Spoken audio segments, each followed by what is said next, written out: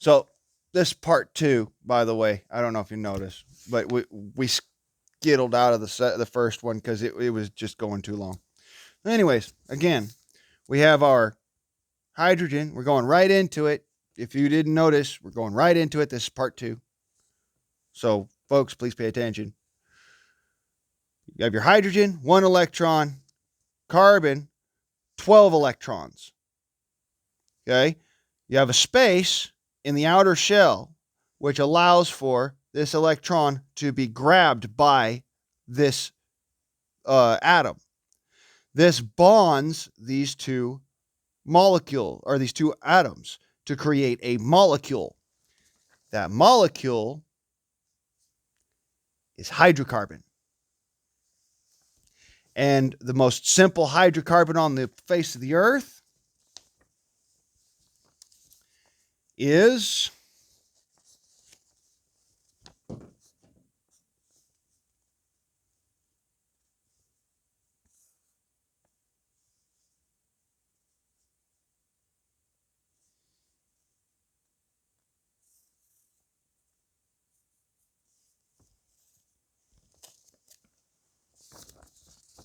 a salt.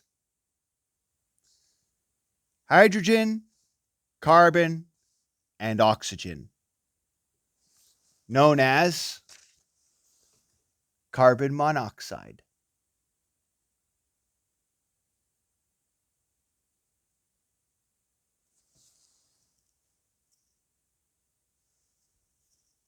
In case you're wondering, this is how chemistry works. So, anyways, just to get back to the fundamental whole point of the entire series here, the reason why fluoride is such a dangerous atom to your body is because it is readily available to go and grab onto other atoms, but your body can't use it.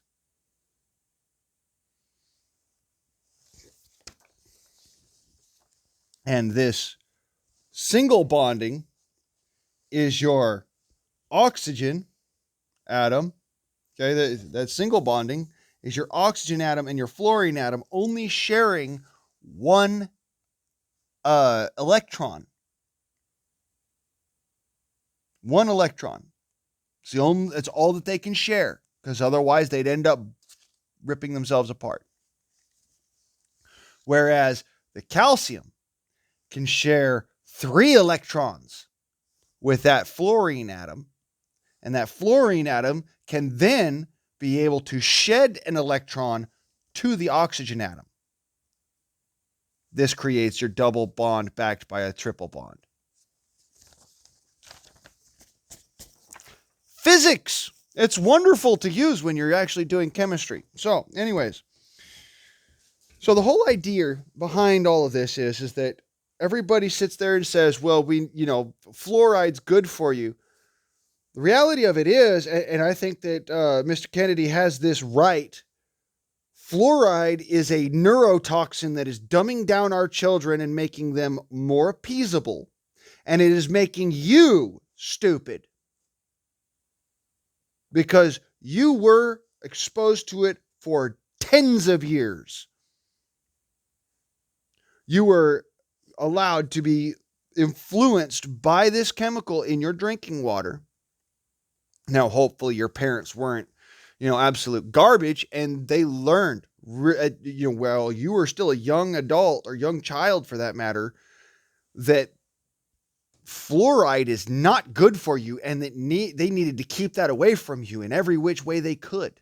And that means filtering and distilling water, you buying specific water instead of, and buying specific filters in order to filter your water so that you don't get fluoride contamination.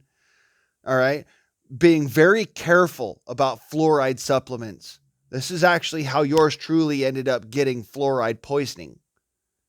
When I was a young man, very young man, about 4 or 5 years old, I climbed up into the cupboard and got into the bubblegum flavored fluoride pills. Yes. Ended up with fluoride poisoning. It's just a lucky thing that I was on Dextrim at the time, which is a natural bonder that blocks fluorine atoms in your system.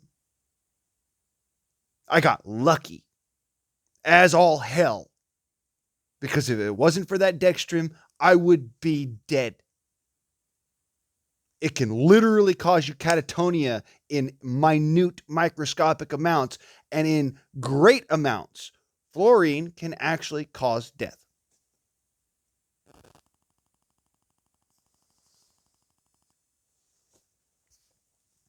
All right, where was I? Interrupted by classmates that are, sorry,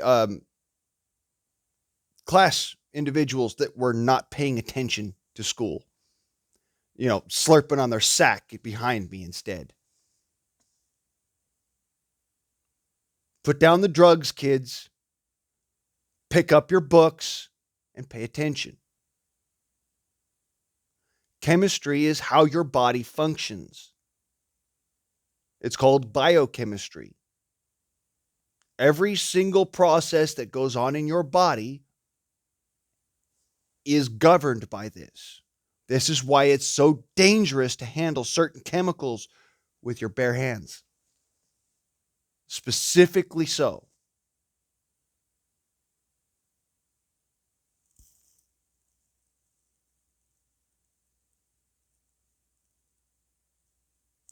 I'm sorry. My dog seems to think that it's funny that when I'm trying to make a video for kids, it's okay to sit there and lick on himself. Go ahead, get it out your systems. Giggle. Go ahead, laugh. It's okay. Because animals don't understand reality. And this is why it's important and imperative that you actually pay attention in class. You pay attention in school so that you can understand how to not be an animal. He's supposed to be the smartest dog I've ever taught. Yet he can't seem to figure out when it's important to not be sitting there and slurping on his sack.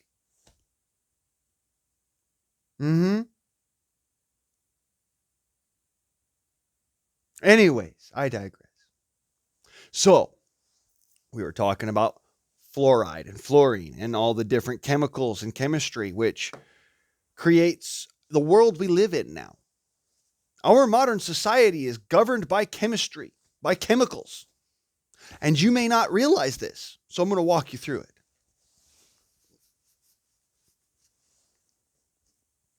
Come with me and we'll see a world of wild scientific imagination. Anyways, I'm sure you all know what this is, right? It's a frying pan, isn't it? What's the inside coating in there? Well, this one's aniline, but, let's pick one out that's not aniline. That's not aniline. That is Teflon.